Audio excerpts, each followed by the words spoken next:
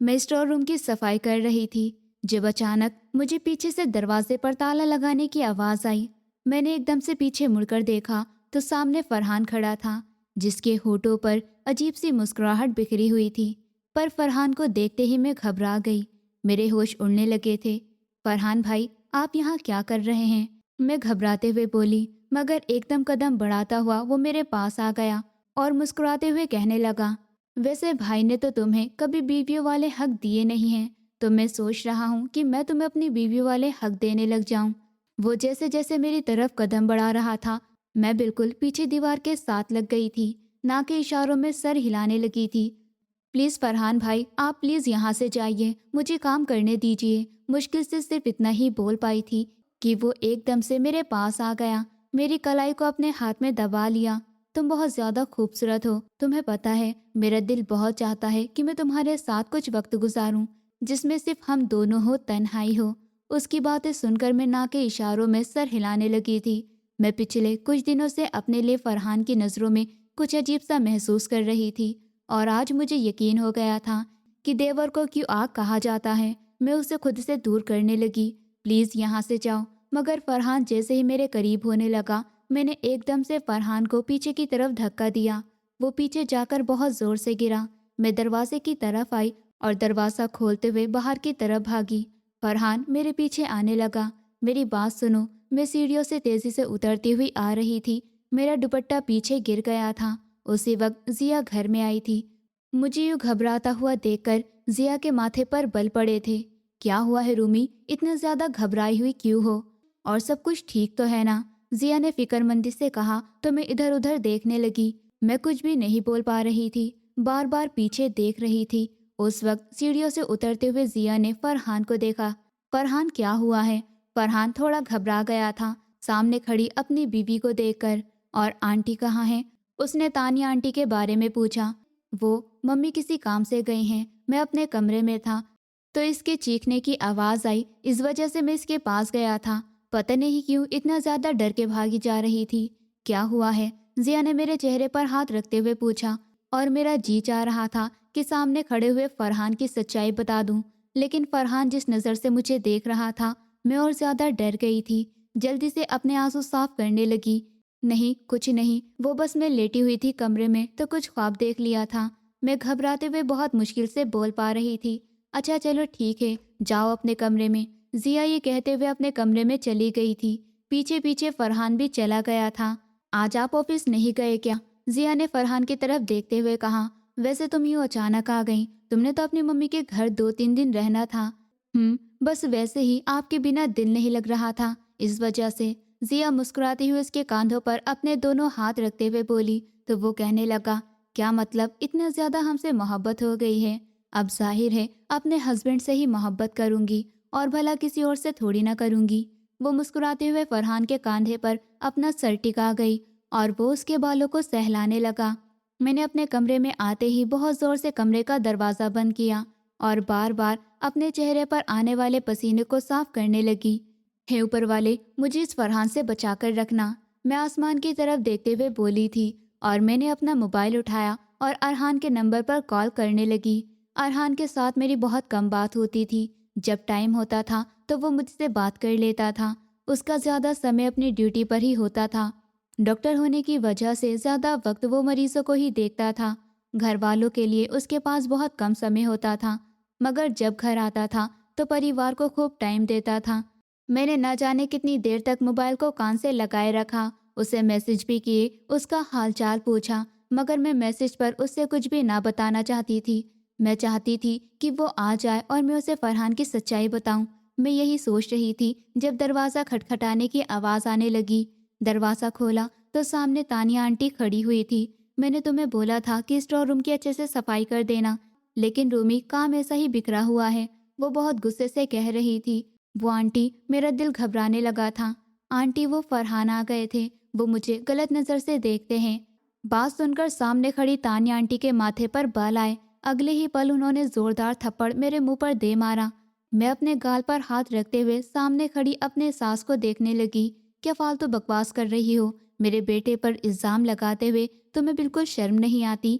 जिया, फरहान, तुम दोनों किधर हो? तानिया आंटी ने जिया और फरहान को बुलाया। वो गुस्से में कहने लगी, तुम्हें पता भी है जिया ये क्या कह रही है? ये कह रही है कि फरहान मुझ पर गलत नजर रखते हैं। ये सुनकर फरहान के चेहरे के रंग उड़ने लगे थे। अगले ही पल वो गुस्से में कहने लगा, कैसी फालतू बातें कर रही हो? इससे अच्छी तो मेरी अपनी हंसी और खूबसूरत बीवी है। मैं भला इस पर नजर क्यों रखूंगा?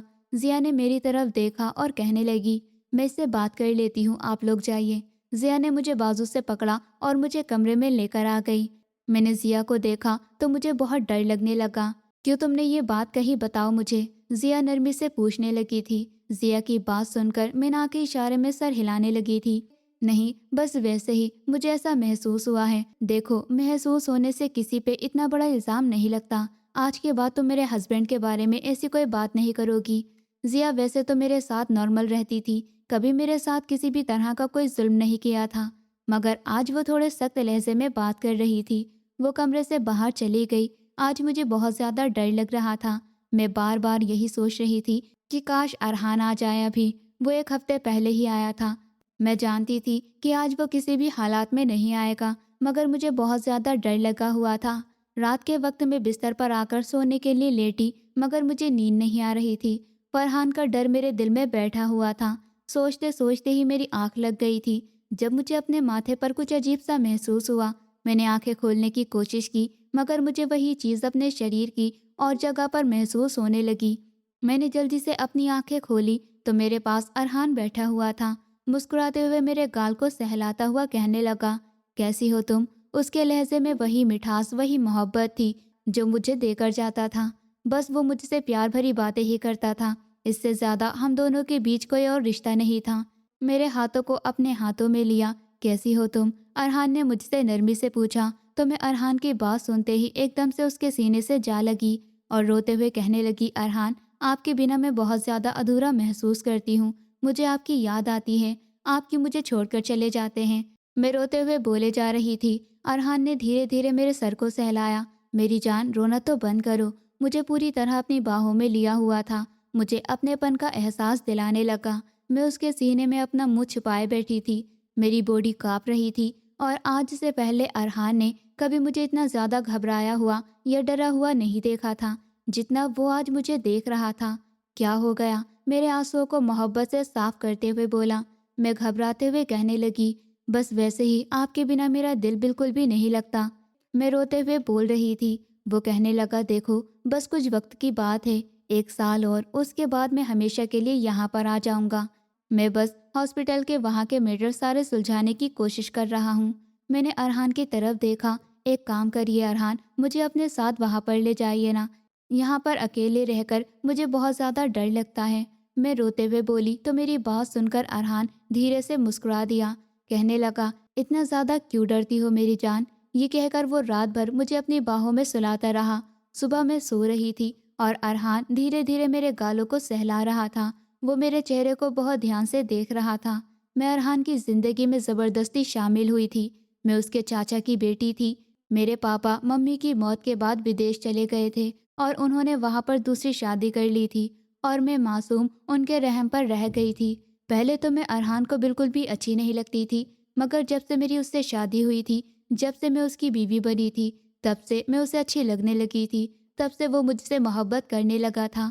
झुककर उसने मेरे माथे को मोहब्बत से चूमा, मेरे हाथों को अपने हाथ में लिया तो मैंने हल्की हल्की आंखें खोलकर देखा और अगले ही पल मैंने अपना सर अरहान की गोद में रख लिया था और अपनी आंखें बंद कर ली। अरहान, आपको पता है मुझे आपसे बहुत ज़्यादा मोहब्बत महसूस होती है। मुझे अब ऐसा लगता है जैसे मैं आपके बिना रह नहीं पाऊंगी। मैं उसके सीने पर अपना सर टिकाए हुए बोली। उसी लम्हे दरवाजे पर बहुत ज़ोर ज़ोर से खटखट की आवाज़ आने लगी। बाहर से तानिया आंटी की आवाज़ आई थी, मनहूस अभी तक सो रही है? तुझे पता भी है कि नाश्ता तुझे बनाना होता है, फिर भी इतनी देर तक सो रही है? तेरे इंतज़ार में क्या सब भूखे ही मर जाएंगे? उठ और जल्दी से बाहर आ। तानिया आंटी का ऐसा लहजा अरहान ने मेरे लिए पहली बार देखा था। अरहान ने मेरी तरफ देखा। मैं नाश्ता बनाती हूँ, प्लीज़ प्लीज़ आंटी से कुछ मत कहना, प्लीज़। मैं उसको बाजू से पकड़ते हुए घबराते हुए बोली। वो मुझे इतना घबराता हुआ देख रहा था। मैं उसकी मम्मी से बहुत ज़्यादा डरती थी। वो मेरे गाल पर हाथ रखते हुए बोला, क्या हो गया है? इतना ज़्यादा घबराने और डरने की ज़रूरत नहीं है। मैं देखता हूँ अभी तक उठी क्यों नहीं हो। बाहर से फिर से तानिया आंटी की आवाज़ आई और शायद तानिया आंटी नहीं जानती थी कि रात को अरहान आया है, इसी वजह से इस लहजे में बात कर रही थी। तानिया आंटी मुझसे बहुत बुरा व्यवहार करती थी, लेकिन जैसे ही अरहान घर आता था तो उनका रवैया मेरे साथ ठीक हो जाता था। अरहान को दिखाने के लिए वो मेरे साथ बहुत अच्छा सलूक करती थी, लेकिन शायद आज उन्हें पता नहीं था कि अरहान आया है। अरहान ने जाकर दरवाज़ा खोला। तानिया आंटी ने जैसे ही अरहान को देखा तो घबरा गई। उनके होश उड़ने लगे थे। अगले ही पल ज़बरदस्ती अपने चेहरे पर मुस्कुराहट सजाते हुए कहने लगी, बेटा तुम कब आए हो? रात को आए, तुमने बताया नहीं था। वो नरमी से बोल रही थी। जी मम्मी, वो आप नाश्ता बना दीजिए, रूमी की तबीयत ठीक नहीं है। वो प्यार से बोला था। क्या हो गया उसकी तबीयत को? कल तक तो बिल्कुल ठीक थी, अचानक से क्या हो गया है? उनकी बात सुनकर वो कहने लगा, उसे हल्का हल्का बुखार है। और सच में मुझे बुखार था, और ये बात थोड़ी देर पहले ही अरहान ने महसूस की थी। चलो ठीक है, मैं कह देती हूँ और तुम लोगों का नाश्ता भी भेजती हूँ। तानिया आंटी ऐसे कर रही थी जैसे पहले भी मेरा बहुत ज़्यादा ख्याल रखती हूँ। जाते जाते मुझसे कहने लगी, बेटा अपना ख्याल रखना और दवाई ले लेना, और अगर ज़्यादा तबीयत खराब हो तो डॉक्टर के पास भी चली जाना। नहीं आंटी, ज़रूरी नहीं है, मैं ठीक हो जाऊंगी। ये कहकर वो चली गई थी। अरहान वापस कमरे में आया तो मैं जल्दी से उठी। लेटी रहो, तुम्हारी तबीयत ठीक नहीं है। वो वापस आकर बिस्तर पर बैठ गया था। मैंने अपना सर उसकी गोद में रख लिया। वो धीरे धीरे मेरे सर को दबाने लगा। मम्मी का रवैया तुम्हारे साथ अच्छा नहीं होता, ऐसा ही होता है जैसे पहले होता था। वो नरमी से मुझसे पूछने लगा, साथ ही मेरे गाल को सहलाने लगा। नहीं, ठीक होता है। मैंने ऐसा कब कहा कि उनका रवैया अच्छा नहीं होता? आप मुझे अपने साथ ले जाइए ना। मैं नहीं चाहती थी कि अरहान को उसके भाई के खिलाफ करूं या और घर में किसी भी तरह की कोई लड़ाई करवाऊं। इस वजह से मैं नरमी से कह रही थी। वो मेरे बालों में उंगलियां फेरने लगा। मैंने बोला है ना, बस थोड़ा सा टाइम बर्दाश्त कर लो। ऐसे अगर तुम्हें अपने साथ ले जाऊंगा तो मम्मी इशू बनाएंगी ना। तुम्हें पता है मम्मी का, वो प्यार से बोला था। वो मेरे हाथ को पकड़कर अपने होठों से लगा गया। आप बहुत अच्छे हो। आपको पता है, मुझे सारी दुनिया में सबसे ज़्यादा आप अच्छे लगते हो। मुझे आपसे मोहब्बत होती जा रही है। मोहब्बत नहीं, बल्कि बहुत ज़्यादा मोहब्बत होती जा रही है। मैं मुस्कुराते हुए बोल रही थी। कितने दिनों बाद मैं आज बहुत ज़्यादा खुशी महसूस कर रही थी। आज मैं बहुत ज़्यादा सुकून महसूस कर रही थी। मुझे नींद आ रही है, मैं प्यार से कहकर अपनी आंखें बंद कर गई। वो मुस्कुराते हुए देखने लगा। झुककर उसने मेरे माथे पर किस किया। और तुम भी मेरे लिए बहुत ज़रूरी होती जा रही हो। मुझे पहली बार एहसास हो रहा है, जो बीवी के पास सुकून मिलता है ना, वो दुनिया के किसी कोने में नहीं मिलता। लेकिन कल मुझे वापस चले जाना है, इसलिए आज का दिन रूमी मैं आपके साथ गुजारना चाहता हूँ। वो मेरे हाथ को पकड़ते हुए बोला। मैं एकदम से झटका खाकर उठी। क्या मतलब इतनी जल्दी? बस 2 दिन के लिए। देखो, मैं 1 हफ्ते बाद आया हूँ ना, अभी मुझे वापस जाना है, पर मैं जल्दी आऊँगा। वैसे तो मैं महीने महीने बाद आता हूँ, लेकिन इस बार मैं जल्दी आ गया तो मुझे जल्दी जाना भी होगा। वहाँ मुझे सारे काम देखने हैं। वो मुस्कुराते हुए बोला तो मैं ना के इशारों में सर हिला गई। इतनी जल्दी नहीं चाहिए प्लीज़, मुझे आपकी बहुत ज़्यादा याद आती है। अभी कुछ दिन और रुक जाएं। मैंने तो आपको अभी दिल भरकर देखा भी नहीं है। आपको पता है मुझे आपसे कितनी मोहब्बत हो गई है, लेकिन आप हैं कि मेरे पास ही नहीं रुकते। प्लीज़ अभी कुछ दिन और रुक जाएं, या फिर मुझे भी अपने साथ ले जाएं। मैं उदास होकर बोली, देखो रूमी, मैंने तुम्हें बताया तो है कि वहाँ कितना काम होता है। मुझे ठीक से खाना खाने का भी समय नहीं मिलता। लेकिन मैंने तुम्हें बताया है कि बस 1 साल और बर्दाश्त कर लो, उसके बाद तो मैं यहीं आ जाऊंगा। मैं भी तुमसे बहुत मोहब्बत करता हूँ। मेरा भी दिल चाहता है कि मैं तुम्हारे साथ खूब वक्त गुजारूं, लेकिन क्या करूं, मेरी मजबूरी है। प्लीज़ बात को समझो। वो मुझे समझाते हुए कहने लगा, ठीक है, जल्दी आना, मैं इंतज़ार करूंगी आपका। ठीक है, ठीक है माय ब्यूटीफुल वाइफ। मैंने पूरा दिन उसके साथ बहुत अच्छा गुजारा था। वो मुझे शॉपिंग के लिए लेकर गया, फिर वहाँ से रेस्टोरेंट में हमने डिनर भी किया, और वो 2 दिन रहा। उसने मुझे बहुत ज़्यादा मोहब्बत दी, अपनेपन का एहसास दिलाया और मेरे साथ खूब प्यार भरा वक्त बिताया। रात का वक्त था, वो अपनी पैकिंग कर रहा था। सुबह सुबह उसे चले जाना था। अब वापस कब आएंगे, मैं उसके बाजू से लिपटे हुए पूछ रही थी। मैंने बोला है ना, जल्दी वापस आ जाऊंगा, फिर मैं आपको भी अपने साथ ले जाऊंगा। ठीक है, मम्मी से भी बात करूंगा। अरहान को एहसास हो रहा था कि शायद मैं बहुत ज़्यादा अकेला महसूस करती हूँ उसके बिना। इस वजह से वो मुझे दिलासा देने लगा था, लेकिन वो नहीं जानता था कि इस बार मुझे किस तकलीफ से गुजरना पड़ेगा, मैं उसे किस हाल में मिलूंगी। वो रात भर मुझसे प्यार भरी बातें करता रहा, मुझे मोहब्बत का एहसास दिलाता रहा, सुबह जब उसके जाने का समय हुआ तो मैं उसे देखने लगी, उसके सीने से जा लगी, बच्चों की तरह रोने लगी। मैंने आज से पहले कभी इतनी मोहब्बत नहीं दिखाई थी और ना ही मैं कभी उसके जाने पर इतना रोई थी। मैं आपको बहुत ज़्यादा याद करूंगी, मैं हिचकियों के साथ रोती हुई बोली। उसने बहुत मोहब्बत से मेरे माथे को चूमा और कहने लगा, ठीक है जी, मैं भी आपको बहुत याद करूंगा। बड़ा याद करेंगे आप तो मुझे, बात भी नहीं करते। मैं आपको इतनी कॉल करती हूँ, इतने मैसेज करती हूँ, लेकिन आप एक बार भी रिप्लाई नहीं देते। मैंने शिकायत करते हुए कहा कि आपको पता है ना, पूरा हॉस्पिटल मुझे मैनेज करना होता है, इस वजह से टाइम भी नहीं मिलता, लेकिन मैं कोशिश करूँगा आपसे बात करने की। ये कहते हुए वो चला गया था। वो नीचे जाकर मम्मी और फरहान से भी मिलने लगा और मैं खिड़की में खड़ी होकर उसे जाता हुआ देखने लगी। उसके बाद फिर से वही रूटीन शुरू हो चुकी थी। रूमी दिन के कामों में मगन रहती थी। कभी मुझे तानिया आंटी की डांट सुनने को मिलती थी तो कभी मैं फरहान की गंदी नज़रों से बच के अपने कमरे में छुपने की कोशिश करती थी। मेरी जिंदगी अजीब सी होती जा रही थी। जब से अरहान गया था उसने एक भी बार मुझे कॉल नहीं की थी। बस एक बार उसने मुझे कॉल की थी और मैं चाहती थी कि मैं बस अरहान के पास चली जाऊं, लेकिन वो मुझे अपने पास नहीं बुला रहा था। उसे अंदाज़ा नहीं था कि मेरे साथ क्या कुछ हो सकता है। काश वो मुझे अपने साथ ले जाता। जब मेरे पापा मुझे इन लोगों के सहारे छोड़कर गए थे तो अरहान मुझसे बात भी नहीं करता था, लेकिन जब मेरी अरहान से शादी हुई तो उसने मुझसे थोड़ा थोड़ा बोलना शुरू किया, लेकिन हमारे बीच अभी तक कोई और रिश्ता नहीं बन पाया था। अरहान को मेरे साथ वक्त गुजारने का समय ही नहीं मिलता था। अपने काम में वो इतना बिजी रहता था कि अपना खाना भी भूल जाता था। मैं बस उसके पास जाना चाहती थी। मैं यहाँ और नहीं रुकना चाहती थी। मैं थक चुकी थी हर चीज़ से, तानिया आंटी की बातों से, फरहान की गंदी नज़रों से। आधी रात का वक्त था।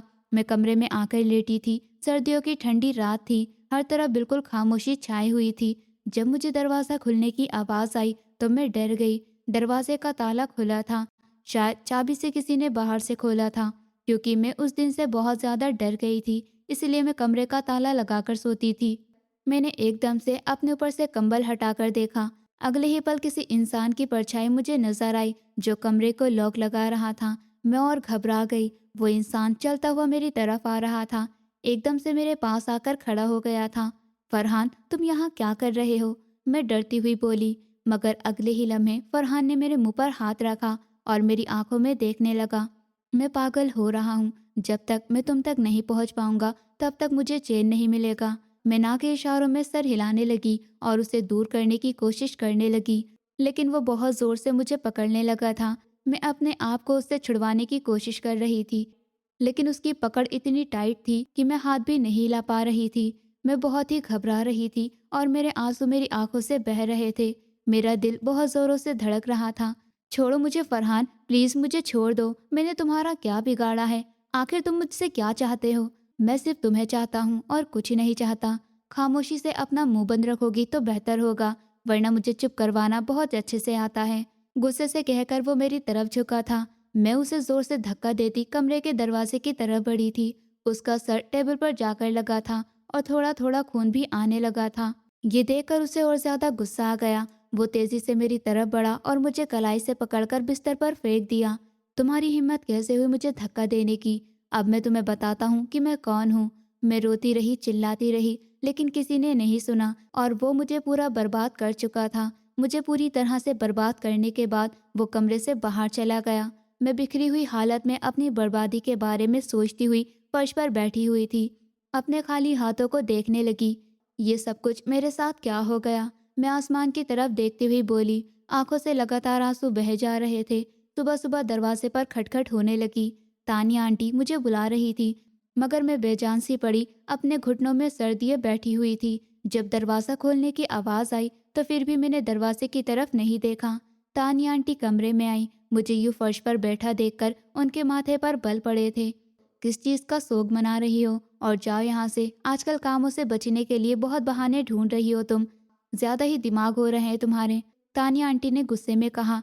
तब भी मैं वहां से बिल्कुल भी नहीं हिली, बिल्कुल वैसी की वैसी ही बैठी थी। मैं तुमसे क्या पूछ रही हूँ? तानिया आंटी के चिल्लाने की आवाज़ सुनकर जिया भी कमरे में आ गई थी। वो भी मुझे हैरत से देखने लगी। क्या हो गया है आंटी? देखिए तो इसकी क्या हालत हुई पड़ी है। क्या हुआ है? आंटी प्लीज़ आप जाइए, मैं इससे पूछती हूँ। उसकी तबीयत ठीक नहीं है, प्लीज़ आप जाएं, आप नाश्ता बना दीजिए या नौकरानी को कह दीजिए वो नाश्ता बना देगी। ज़रूरी नहीं है कि रूमी को ही नाश्ता बनाना है। आप एक बार इसकी तरफ देखें तो सही। आपको तरस नहीं आ रहा क्या हालत हो रही है उसकी? कम से कम उसकी तबीयत के बारे में ही सोच लीजिए। जिया ने पहली बार तानिया आंटी के सामने ऐसी बात की थी। जिया की बातें सुनकर आंटी वहाँ से चली गई थी। उठो यहाँ से। जिया ने मुझे नीचे से उठाया और बिस्तर पर बिठाया। क्या हुआ है? मेरे चेहरे को अपने हाथों में भरते हुए बोली। मैं ना के इशारे में सर हिलाने लगी। कुछ भी नहीं हुआ, बस मुझे अरहान से बात करनी है। कृपया तुम मेरी उससे बात करवा दो। मैं घबराते हुए बोली। ओहो, तो कॉल कर लो ना, इस वजह से इतना ज़्यादा परेशान हो। अच्छा ठीक है, मैं जा रही हूँ, मुझे लेट हो रहा है ऑफिस से। ये कहती वो बाहर चली गई थी और मैंने अपने खाली हाथों को देखा। एक एक कदम चलती शीशे के सामने आकर खड़ी हो गई और अपने आप को देखने लगी। अगले ही पल मैंने शीशे के सामने पड़ी हुई सारी चीज़ों को उठाकर नीचे फेंक दिया। फूलदान उठाकर शीशे पर दे मारा और शीशा चकनाचूर हो गया। शोर की आवाज़ सुनकर तानिया आंटी कमरे में आई और गुस्से में कहने लगी, ये क्या कर रही हो? तुम पागल हो गई हो क्या? जिया भी आ गई थी। वो अभी ऑफिस जाने के लिए तैयारी हो रही थी। मैं चिल्लाने लगी, रोने लगी, बहुत बुरी तरह से रो रही थी। इतने में फरहान भी आ गया। अरे इसे क्या हुआ है? मैं चिल्ला रही थी कि फरहान थोड़ा घबराया हुआ था कि कहीं मैं उसके बारे में किसी को बता न दूं। हर चीज़ का सत्यानाश कर रही थी। कुछ दिन के बाद ये सब मेरी आदत बन चुकी थी। मैं रोती रहती थी, सिसकती रहती थी, चीज़ों को तोड़ती रहती थी और घर वाले सब इस वजह से परेशान थे। मेरी हालत दिन ब दिन और बुरी होती जा रही थी। अरहान को बताने की कोशिश की थी जिया ने, लेकिन तानिया आंटी ने मना कर दिया। उसे पागलपन के दौरे पड़े हुए हैं, फालतू में मेरे बेटे को परेशान मत करो। ये कहकर वो जिया को कॉल करने से मना कर देती थी। जिया मेरे लिए थोड़ी परेशान थी, लेकिन तानिया आंटी को कुछ ज़्यादा फर्क नहीं पड़ा था। और फरहान, उसे तो कोई फिक्र ही नहीं थी कि उसने मेरे साथ क्या किया है। उसने मेरी ज़िंदगी बर्बाद कर दी है। उसे इस बात का अंदाज़ा भी नहीं था और मेरी ज़िंदगी बर्बाद करके खुद आराम से मौज की ज़िंदगी जी रहा है। आधी रात को मैंने खुद को ना जाने कितनी ज़्यादा चोटें दी थी, कितनी ज़्यादा तकलीफ़ें मैंने खुद को दी हुई थी। ऐसा लग रहा था जैसे मैं खुद को ख़त्म करना चाहती हूँ। रात को जिया कमरे में आई तो मेरे बाजुओं पर, मेरे चेहरे पर बहुत ज़्यादा खराशों के निशान बने हुए थे। जिया मेरे चेहरे को अपने हाथ में लेते हुए कहने लगी, क्या हुआ है कि तुम अपने साथ ऐसा कर रही हो? कोई परेशानी है, कोई प्रॉब्लम है तो बताओ। अरहान के साथ कोई लड़ाई हुई है क्या? जब तक तुम बताओगी नहीं तो किसी को पता कैसे चलेगा कि तुम्हें क्या हुआ है? तुम्हारी तबीयत खराब है या कोई और बात है? तुम हमें बताओ। मैं किसी को बता नहीं पा रही थी कि मेरे साथ क्या हुआ है। जिया की बातें सुनकर मैं एकदम से उसके सीने से जा लगी, बहुत बुरी तरह से रोने लगी। मैं फूट फूट कर रो रही थी। बताओ ना क्या हुआ है? उसने प्यार से मेरे आंसुओं को साफ करते हुए पूछा। जिया ने मेरे बालों को सहलाया और मुझे अपने सीने में छुपा लिया। अच्छा ठीक है, बताओ अब। शाबाश, क्या हुआ है? तुम्हें क्या परेशानी है? किसी ने कुछ कहा है या तुम्हारी तबीयत खराब है या फिर अरहान से कोई लड़ाई हुई है? बताओ मुझे सब। अरहान को बोलो मुझे उसके साथ जाना है। मैं रोती हुई बोली। क्या तानिया आंटी की बातों की वजह से तुम परेशान हो? जिया ने प्यार से पूछा। मैं कहने लगी, अरहान को बोलो मुझे यहाँ से ले जाए वरना मैं मर जाऊंगी। अरहान को कहो मुझे मर जाना है। जिया, अरहान को कॉल करो, उसे जल्दी कहो मुझे यहाँ से लेकर जाए वरना मैं अपनी जान दे दूंगी। जिया प्लीज़ अरहान से कहो ना कि वो मुझे ले जाए।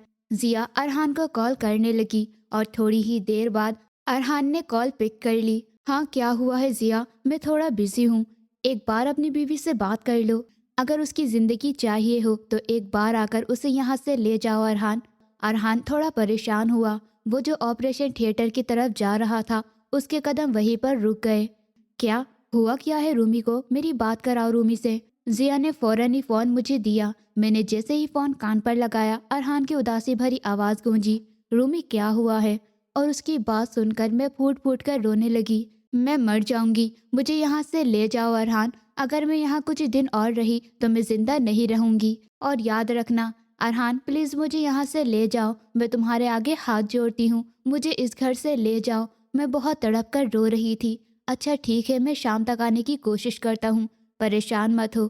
अभी एक ऑपरेशन करना है मुझे, उसके बाद मैं निकलने की कोशिश करता हूँ। तुम बिल्कुल परेशान मत हो ना रूमी, मैं आ जाऊँगा और तुम आराम करो। मुझे तुम्हारी तबीयत बिल्कुल ठीक नहीं लग रही है। मेरी बात सुन रही हो ना रूमी? तुम रोना तो बंद करो। मैं पक्का आज शाम तक आने की कोशिश करूँगा। मैं बहुत बुरी तरह रो रही थी और मैं कमरे में ही बैठी हुई थी। तानिया आंटी भी अब मेरी हालत की वजह से थोड़ी परेशान हुई थी। पहली बार उन्हें मेरी हालत पर तरस आ रहा था। वो सोचती थी कि इतनी अजीब हालत हुई पड़ी है, ना मैं कुछ खाती हूँ ना पीती हूँ ना ही कुछ करती हूँ, बस रोती रहती हूँ। जबकि मैंने उनके इतने बड़े बड़े जुल्म बर्दाश्त किए थे। लेकिन अब मुझे क्या हुआ है? मेरा सब्र जवाब दे गया था या कुछ बहुत बड़ा मेरे साथ हो गया था? आंटी को भी अब मेरी बहुत फिक्र होने लगी थी। वो मेरे कमरे में खाना लेकर आती थी। बेटा कुछ खा लो, तुमने बहुत दिनों से कुछ नहीं खाया है। ऐसे कैसे चलेगा? तुम्हें कुछ तो खाना होगा। मुझे किसी की बातों से कोई फर्क ही नहीं पड़ रहा था। मैं सिर्फ रो रही थी। बेटा मुझे बताओ क्या हुआ है? क्या तुम मेरी वजह से इतना परेशान हो बेटा? अगर मुझसे कोई गलती हुई है तो मुझे माफ कर दो प्लीज, और खाना खा लो। खाने से कैसी नाराजगी? मैं उनकी बात का कोई जवाब नहीं दे रही थी, सिर्फ रोए जा रही थी। बस आप अरहान को बुला दीजिए, मुझे यहाँ से जाना है, मैं यहाँ नहीं रह सकती। मैं मर जाऊंगी आंटी, प्लीज आप अरहान को बुला दीजिए, मुझे यहाँ से ले जाए, मैं यहाँ नहीं रह सकती। आंटी ने मुझे अपने सीने से लगा लिया था। चुप हो जा बेटा, अरहान आता ही होगा। जिया ने कॉल की थी ना तुम्हारे सामने, वो आएगा और तुम्हें यहाँ से बहुत दूर लेकर जाएगा। तुम शांत हो जाओ और थोड़ा सा खाना खा लो। वो अपने हाथ से निवाले बनाकर मुझे दे रही थी। मैंने एक निवाला भी नहीं खाया और वो बड़ी दुखी होकर कमरे से चली गई थी। जिया तो मेरी हालत देखकर बहुत ज़्यादा परेशान रहती थी। 2-3 बार मेरे लिए खाना लेकर खुद खिलाने की कोशिश की, मगर मैंने उसे भी मना कर दिया।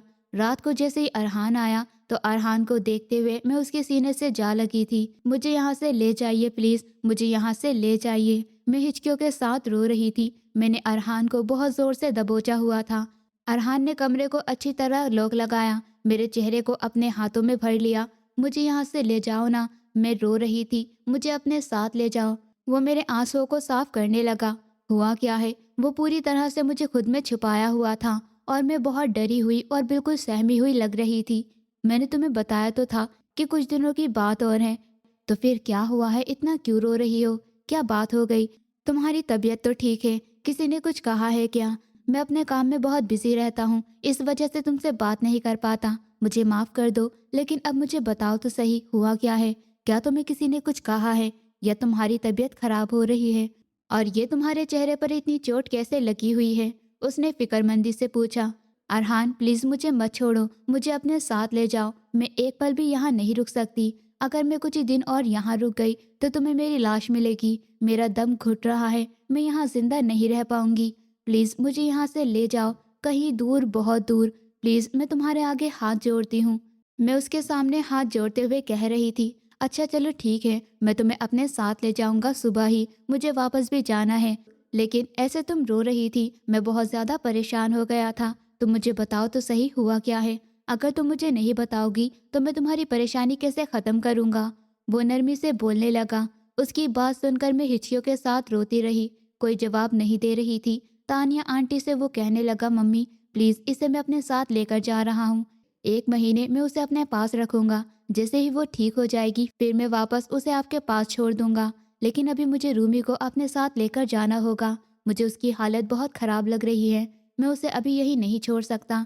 तानिया आंटी कहने लगी, बेटा मैं तो खुद इसकी हालत देखकर परेशान हो गई हूँ। तो एक काम करो, तुम इसे अपने साथ ही ले जाओ और कुछ समय इसे अपने पास ही रखो, जब तक ठीक नहीं हो जाती। और डॉक्टर वगैरह को भी दिखाना, पता नहीं बच्ची को क्या हो गया है। ना कुछ बताती है, ना कुछ खाती पीती है, बस दिन भर रोती रहती है और सामान की तोड़फोड़ करती रहती है। बेहतर होगा तुम इसे अपने साथ ले जाओ और इसका ध्यान रखो। ये बातें सुनकर फरहान परेशान हो गया कि कहीं मैं अरहान को उसकी सच्चाई न बता दूं। फरहान कहने लगा, यार क्या तुम इसकी वजह से परेशान हो रहे हो? ज्यादा टेंशन मत लो, यहाँ पर छोड़ दो। जाओ तुम अपना काम खत्म कर लो, तुम इसको साथ लेकर जाओगे तो तुम भी डिस्टर्ब हो जाओगे। बेहतर होगा पहले तुम अपना काम पूरा कर लो और फिर यहीं आ जाओ। इसकी हालत देखी है तुमने, ये तुम्हें कुछ करने भी नहीं देगी। मैं मम्मी के साथ ले जाऊंगा डॉक्टर के पास, तुम अपना काम करो, तुम्हें टेंशन लेने की ज़रूरत नहीं है। अरहान कहने लगा, नहीं यार बिल्कुल भी ठीक नहीं है, मैं उसे इस हालत में अब नहीं छोड़ सकता। मुझे लगता है कोई तो बात है जो छुपा रही है, मैं उसका वही चेकअप करवाऊंगा। अरहान की बातें सुनकर फरहान बहुत परेशान हो गया था। उसे बहुत टेंशन होने लगी थी कि कहीं मैं उसके बारे में सब कुछ अरहान को बता न दूं। अरहान मुझे अपने साथ ही लेकर आ गया था, लेकिन मैं बिल्कुल गुमसुम सी लग रही थी। आधी रात को वो कमरे में आया, मेरे सामने खाना रखा। ये लो खाना खाओ। अच्छा, नाराज होना अभी तक? चलो ये देखो, मैं अपने कान पकड़ता हूँ और अपने हाथों से तुम्हें खाना खिलाता हूँ। वो मुस्कुराता हुआ मुझे अपने हाथों से खाना खिलाने लगा था। मेरी आंखों में बहुत ज्यादा डार्क सर्कल पड़े हुए थे। ये देखो क्या अपनी हालत बनाई हुई है। मुझे खाना खिलाने के बाद धीरे से उसने मुझे अपने सीने से लगाया तो मैं कहने लगी, मैं मर जाना चाहती हूँ अरहान, मैं जिंदा नहीं रहना चाहती, मुझे जिंदा नहीं रहना। मेरी बात सुनकर अरहान के दिल को कुछ हुआ था। पागल हो क्या? फौरन से मेरे माथे पर चूमता हुआ कहने लगा, मोहब्बत करता हूँ तुमसे। आज पहली बार उस इंसान ने अपनी मोहब्बत का इजहार किया था। अरहान ने मेरे हाथों को अपने हाथों में लिए हुए था, मुझे प्यार से अपने सीने से लगा लिया था। अरहान सुबह अस्पताल जाता था और शाम को वापस आता था। आज भी वो थका हारा वापस घर आया तो मैंने अपने आप को बहुत ज्यादा चोटें पहुंचाई हुई थी। वो हैरत से मुझे देखने लगा, ये चोटें कैसे लगी हैं? वो मेरे चेहरे और मेरे बाजों पर बनी हुई खराशों को देखने लगा। मैं मर जाना चाहती हूँ अरहान, मैं पागल हो रही हूँ, मुझे कुछ होता है, मेरा दिल चाहता है कि मैं बस मर जाऊं, मुझे ये जिंदगी अब नहीं जीनी। मैं रोते हुए बोली थी और अरहान मुझे हैरत से देखने लगा। रिलैक्स हो जाओ। वो मेरे हाथों पर मेरे चेहरे पर दवाइयाँ लगाने लगा। हुआ क्या है मुझे बताओ तो सही। अगर तुम ऐसे ही करती रहोगी तो मैं तो मर जाऊंगा। प्लीज मुझे बताओ क्या हुआ है ताकि मैं तुम्हारी कुछ मदद कर सकूं। वो मेरे चेहरे पर अपना हाथ फेरता हुआ बोला तो मैं और ज्यादा सिसकियों के साथ रोने लगी। मेरी तबीयत बहुत ज्यादा खराब हो रही थी। अरहान मुझे लेकर हॉस्पिटल गया तो डॉक्टर ने मुस्कुराते हुए कहा कि बधाई हो, ये माँ बनने वाली है। और ये सुनकर अरहान को भी परेशानी हुई थी। वो पिछले कितने टाइम से मेरे पास तक नहीं आया था और ये सब कुछ वो खुद बहुत ज्यादा परेशान हो गया था। वो सोचने लगा कि मेरे साथ क्या हुआ था, मेरे साथ कुछ गलत हुआ था जिसकी वजह से मैं ऐसी हो गई थी। अरहान को भी कुछ समझ नहीं आ रही थी और ये खबर सुनकर तो मैं और भी ज्यादा घबरा गई थी। मैं वही चिल्लाते हुए कहने लगी, मुझे ये नहीं चाहिए, मुझे मरना है। मैं ऐसे पागलों जैसा बर्ताव कर रही थी। अरहान मुझे बाहर लेकर आ गया और मुझे अपने सीने से लगा लिया। चुप हो जाओ, बिल्कुल खामोश, रिलैक्स हो जाओ, कुछ भी नहीं हुआ है, मुझे नहीं चाहिए, मुझे मरना है। ये मेरी जिंदगी बर्बाद कर देगा, इसने मेरी जिंदगी बर्बाद कर दी है। मैं रोते हुए बोले जा रही थी और वो मुझे देखता रहा। अरहान मुझे लेकर वापस घर आ गया था। घर आकर भी मैं बहुत बुरी तरह से रो रही थी, चीख रही थी। अरहान के तो कंट्रोल में भी नहीं आ रही थी। वो मुझ पर इतना ध्यान देने के बाद भी कंट्रोल नहीं कर पा रहा था। अचानक मैंने खुद को अपने कमरे में बंद कर लिया और ये हरकत देखकर अरहान पागल हो गया था। वो लगातार दरवाज़ा खटखटाए जा रहा था। मेरी जान, दरवाज़ा खोलो ना, कुछ भी नहीं होता। मुझे बताओ तो सही, किसने ऐसा किया तुम्हारे साथ? बताओ ना प्लीज़। जब तक तुम मुझे नहीं बताओगी मुझे पता कैसे चलेगा? वो लगातार दरवाजे को खटखटाने लगा था। अरहान की आंखों में आंसू आ गए थे। प्लीज़ मेरी जान, मुझे बताओ, मैं बहुत परेशान हूँ। काफ़ी देर के बाद मैंने दरवाज़ा खोला तो अजीब सी हालत थी। मैं अरहान से सिमट कर रोने लगी। मुझे डर लग रहा है अरहान, किसने ये सब कुछ किया है? बताओ मुझे, बताओ ना, शाबाश। वो मेरे चेहरे को अपने हाथों में भरते हुए बोला, फरहान ने किया है ये सब, फरहान ने किया है।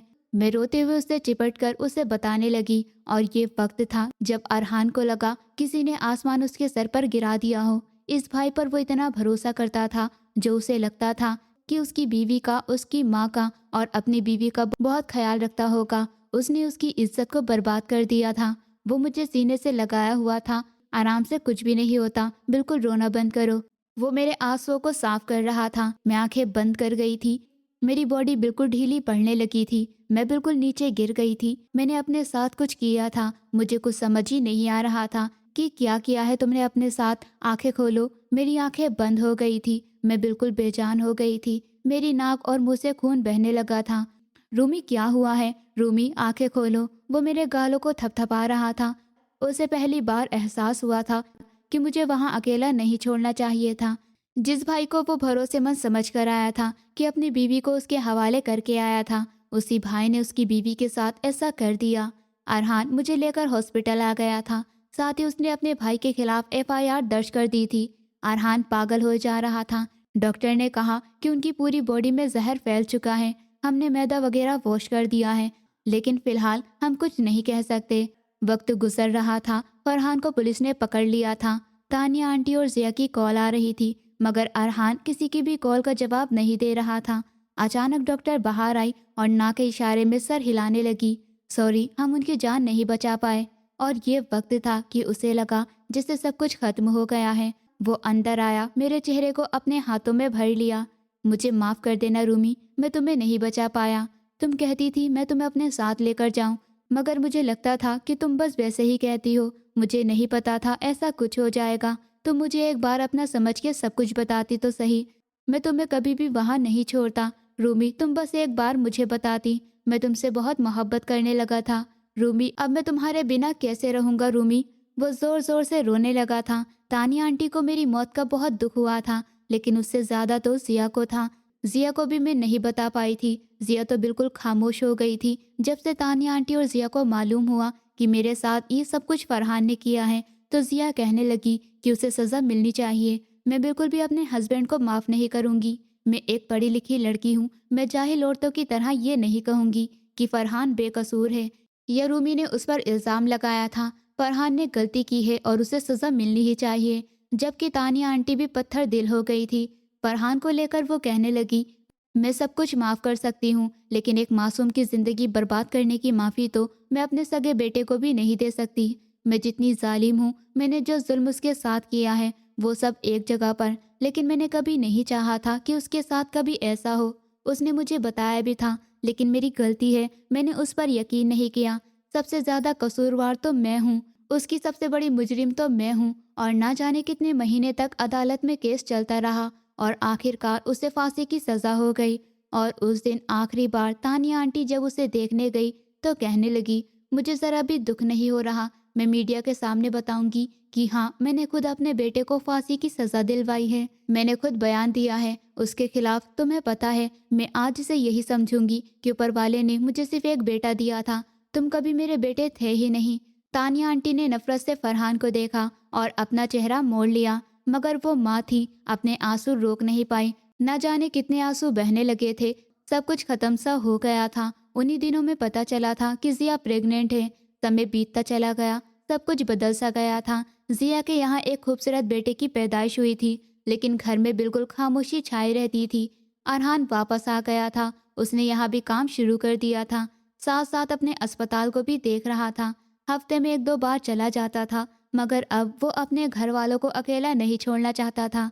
जिया बार बार कहती थी कि वो वापस अपने मायके जाना चाहती है, लेकिन तानिया आंटी हर बार मना कर देती थी। जिया ने फरहान से तलाक ले ली थी, इस वजह से वो इस घर में नहीं रहना चाहती थी। तानिया आंटी कहने लगी, मैं जिया और अरहान की शादी करवाना चाहती थी, जबकि अरहान इस चीज़ के लिए बिल्कुल भी तैयार नहीं था, ना ही जिया चाहती थी। मगर तानिया आंटी कहने लगी, देखो तुम दोनों मेरी बात सुनो। मैं नहीं चाहती मेरा पोता मुझसे दूर हो जाए। हाँ, मुझे जान से भी ज़्यादा प्यारा है। और जिया, तुम जिस भी मर्द की ज़िंदगी में जाओगी, वो कभी भी इस बच्चे को नहीं अपनाएगा। मर्द जितने भी अच्छे हों, वो किसी और की औलाद को नहीं अपनाते। और तुम्हारे बच्चे को कभी बाप की मोहब्बत नहीं मिलेगी। अरहान इसे बाप की मोहब्बत देगा। अभी तुम दोनों की उम्र है ही क्या। मेरी बात को समझो, मैं तुम्हारी बड़ी हूँ, तुम्हारे भले के लिए बात कर रही हूँ। जितना बुरा मैं देख चुकी हूँ, मैं नहीं चाहती अब किसी और के साथ कुछ बुरा हो। मुझे रूमी के जाने का बहुत अफसोस है, लेकिन अब अरहान, तुम पूरी ज़िंदगी उसकी याद में तो नहीं गुजार सकते हो। तुम्हें भी अपनी ज़िंदगी में आगे बढ़ना होगा। मेरी बात को समझो, तुम दोनों की भलाई के लिए ही कह रही हूँ। वो नरमी से उन्हें समझा रही थी और वो आखिर राजी हो ही गए थे उस छोटी सी मासूम सी जान के लिए, वरना तो शायद वो कभी भी इस रिश्ते के लिए हाँ नहीं करते। बहुत शांति से उनकी शादी हो गई थी। अरहान जब कमरे में आया तो जिया बिस्तर पर बैठी बहुत बुरी तरह से रोए जा रही थी। अरहान धीरे से उसके पास बैठ गया। अरहान ने गहरी सांस ली और आंखें बंद करते हुए जिया की गोद में अपना सर रख लिया। तो जिया ने अपनी आंखें बंद कर ली। ऐसा लग रहा था जैसे वो बहुत ज़्यादा थका हुआ हो। जिया का दिल बहुत बुरी तरह से धड़क रहा था। वो उसे देखने लगी। क्या हुआ है अरहान? जिया ने प्यार से पूछा। तो अरहान उठकर बैठ गया और उसे अपने गले से लगाता हुआ उसकी गर्दन में अपना चेहरा छुपा गया था। जिया को अपना गला सूखता हुआ महसूस होने लगा था। अरहान प्यार से उसे हौसला देने लगी। तकलीफ में तो वो खुद भी थी। अगले ही पल उसका भी सब्र टूटा और वो दोनों न जाने कितनी देर तक अपने अपने दुखों पर एक दूसरे के कांधों से लगकर रोते रहे। तानिया आंटी के सामने न जिया रो पाई थी, ना ही अरहान रो पाया था, मगर एक दूसरे के दुखों में वो बहुत बुरी तरह से रोते रहे। थोड़ी देर बाद अरहान जिया से अलग हुआ उसके आंसुओं को साफ करते हुए कहने लगा, जिया, हमें अपने पास्ट को भूलना होगा। हम दोनों का पहले क्या रिश्ता था। मैं चाहता हूँ हम एक नॉर्मल जिंदगी गुजारें ताकि हमारे इस बच्चे पर कोई असर न पड़े। मैं नहीं चाहता अब किसी पर भी कोई परेशानी आए। वो प्यार से समझाता हुआ बोला तो जिया नज़र झुका गई थी। मैं भी चाहती हूँ कि हम एक नॉर्मल जिंदगी गुजारें और मुझे लगता है कि मैं, तुम और आंटी हम सब कसूरवार हैं, रूमी के मुजरिम हैं। कितनी बार रूमी ने बातों ही बातों में मुझे भी बताने की कोशिश की थी। मुझसे कहती थी कि आप बहुत ज़्यादा फरहान को मोहब्बत किया करो ताकि वो आप तक रहे, और मैं उसे समझ ही नहीं पाई थी कि वो मुझे ऐसा क्यों कहती है। आंटी को बताने की कोशिश करती थी तो आंटी उसे ही गलत समझती थी, और आखिर में देखो कितना गलत हुआ है। जिया रोने लगी थी। मुझे फरहान के जाने का इतना दुख नहीं है क्योंकि वो गुनहगार था, उसे सज़ा मिली, लेकिन मुझे रूमी के जाने का बहुत दुख है यार। उसके साथ तो बहुत बुरा हुआ है। वो रोते रोते बोल रही थी। अरहान उसे देखने लगा, उसके आंसू को साफ करने लगा। लेकिन जो कुछ पहले हुआ है, जिस तरह मैं रूमी से लापरवाही करता रहा, वो गलती मैं तुम्हारे साथ कभी नहीं करूँगा। मैं तुम्हें हमेशा अपने साथ छुपा कर रखूँगा। मैं तुमसे वादा करता हूँ, मैं तुम्हें कभी कोई परेशानी नहीं होने दूंगा। अरहान की बात सुनकर जिया उसके सीने पर अपना सर टिका गई। तानिया आंटी भी बहुत खुश थी कि उस नन्ही सी जान को उसके माँ बाप का प्यार मिलेगा। तानिया आंटी घर की बड़ी थी, उन्हें मालूम था कि क्या ठीक है और क्या गलत है। इस वजह से उन्होंने जो भी फैसला किया था बिल्कुल ठीक किया था।